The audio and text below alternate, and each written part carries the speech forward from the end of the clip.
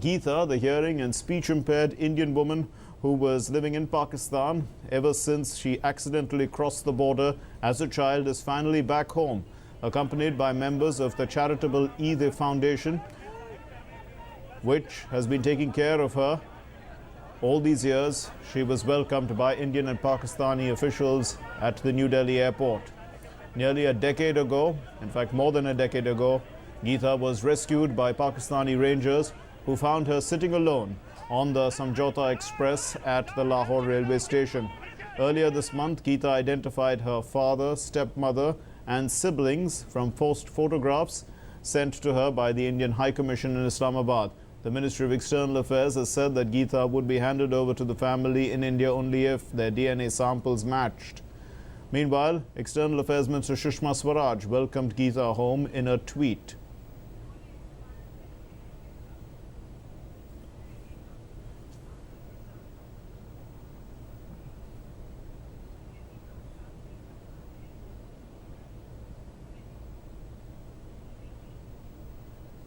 And for more details, we are joined by our correspondent Amrit Pal Singh, who joins us from New Delhi. Well, Amrit, an emotional moment there. Waiting for 13 years, a lady who can't quite say anything because she's mute, she's deaf, had difficulty in communication, but finally, you know, the messages got across. And here she is, back home. Oh, absolutely, Mark. As they say, that home is where the heart is. Though this young girl, she was just about 10 years or 8 years of age when she inadvertently crossed the border. She couldn't explain how she got onto that Samjhauta Express where the Pakistani rangers found her in Lahore.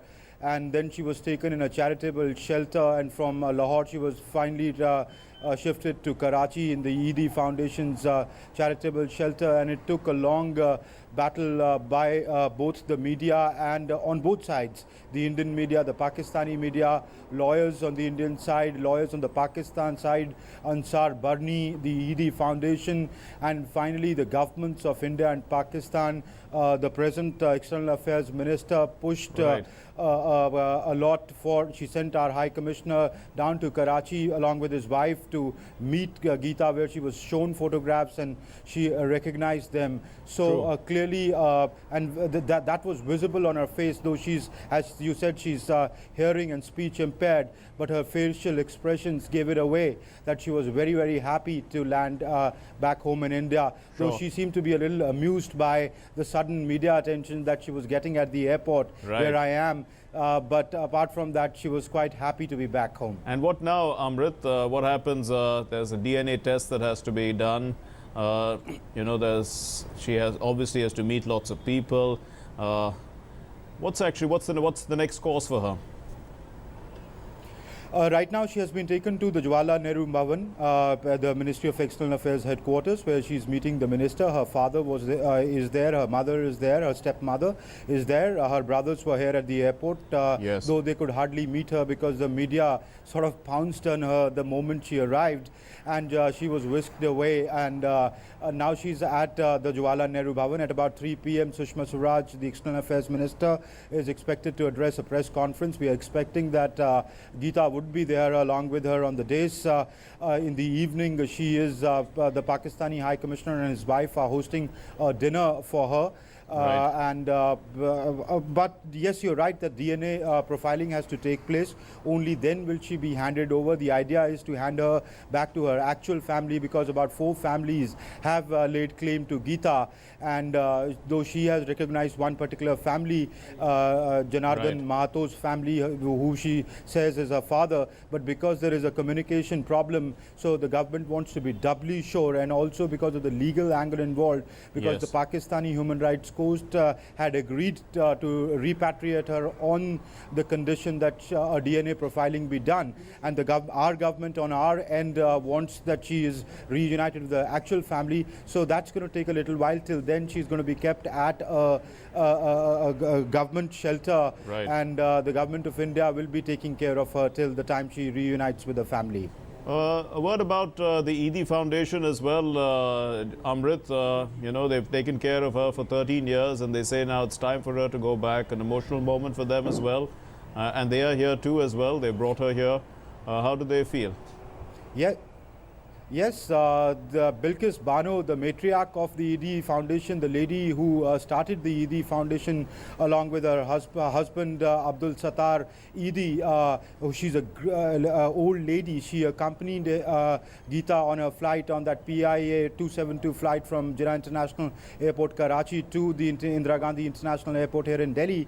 Though she did not speak to the media here at the airport, but it's expected that in the evening when at the Pakistan High Commission holds informal meet the press, it's expected that they would say something. But Bilkis Bano spoke at Karachi before leaving, saying that she's like my daughter. For the past 13-15 years, I've brought her up like my own daughter.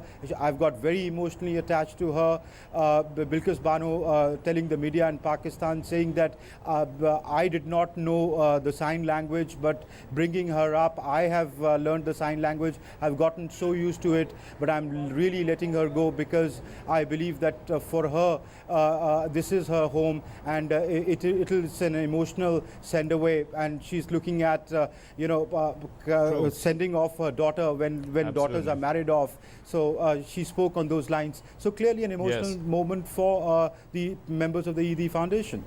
Right, and one final question, Amrit. You know, her, the story of Geeta mirrors that movie Bajrangi Bhaijaan. But, you know, I mean, some will ask the larger question, what does it do for Indo-Pak relations? Indo-Pak relations are stuck in a quagmire. They have, as we see, they're not moving forward. Diplomatic engagement hasn't come through at the highest political level that we expected when Mian Mohammad Nawaz Sharif had come for the swearing-in ceremony of Prime Minister Narendra Modi. But it hasn't taken that upswing of a trajectory. We see daily firing on the line of control. Even last night there was firing on the line of control. But I believe that India and Pakistan, we hope that India and Pakistan, at least on the humanitarian issues like Geeta, because there are many Geetas and there are many Munirs languishing in Indian jails as well as Pakistani jails who've inadvertently crossed the border. They've completed their terms, their jail terms, but still they languish in the jails because either nation doesn't confirm their nationality. They do not own them up. Tracking their families is a big problem. In Geeta's case, the media, both on the Pakistani side and the Indian side, put the spotlight on her. Lawyers fought a legal battle. Eidi Foundation, Ansar Barni, External Affairs Minister Sushma Swaraj, they gave a push to her case so she could come back. Still it took so long. But you can well understand on the cases where the spotlight, the media spotlight is not on, how they keep languishing in jails for years altogether. So we hope that this realization dawns upon both countries that at least on humanitarian issues where lives of individual and people are affected, they should be repatriated at the earliest. Right. Thanks very much, Amrit Pal, for joining us, and we'll come back to you for more through the day.